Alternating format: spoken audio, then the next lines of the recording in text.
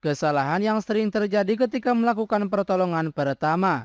Ketika hidung mimisan atau tangan tersulut api terhadap beberapa kebiasaan yang kita lakukan sebagai pertolongan pertama, beberapa hal ini sudah diajarkan pada kita sejak usia kecil dan bisa dilakukan sehari-hari. Sejumlah cara yang kita lakukan ini ternyata bukannya efektif, namun malah membuat luka atau kondisi yang kita alami tak kunjung sembuh. Berikut adalah kesalahan yang sering terjadi ketika melakukan pertolongan pertama. Yang pertama, mengangkat hidung tinggi-tinggi saat mimisan.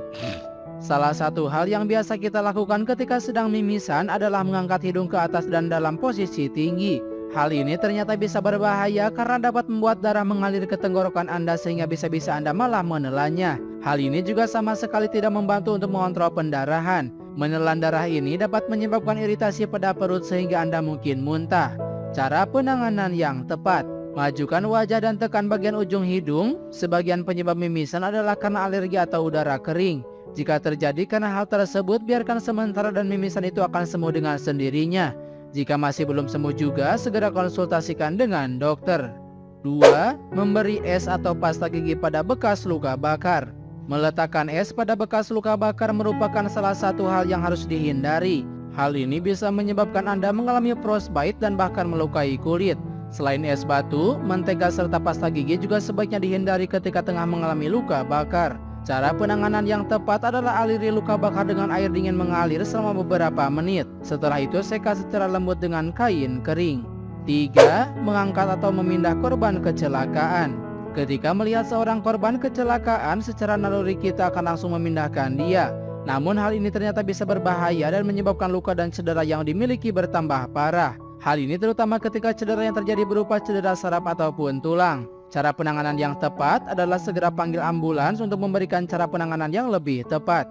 Cara ini bisa membantu untuk mencegah terjadinya cedera lebih parah. 4. Mengompres bagian keseleo atau kaki yang alami masalah tulang.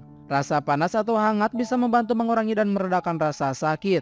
Namun sayangnya hal ini tidak membantu mengobati masalah tulang atau keseleo yang terjadi. Hal ini justru bisa meningkatkan pembengkakan yang terjadi. Cara penanganan yang tepat: berikan es pada bagian tulang yang bermasalah selama 20 menit, hancurkan sejumlah es dan bungkus dalam kantung atau pada kain bersih. Letakkan kain tersebut pada kulit dan lakukan secara berulang. 5. Mengusap debu dari mata. Partikel kecil dari debu dapat menyebabkan terjadinya iritasi di mata. Namun jangan mengusap mata untuk mengeluarkan partikel debu ini karena dapat menyebabkan cedera serius di mata.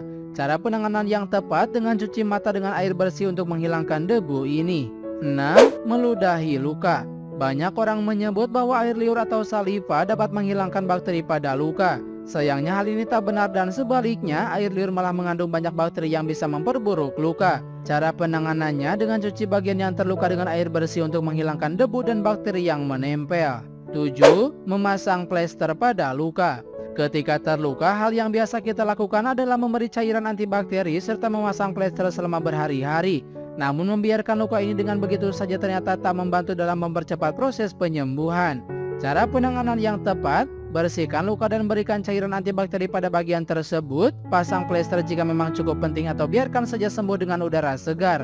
Jika memang menggunakan plester, pastikan untuk menggantinya 2 kali dalam sehari.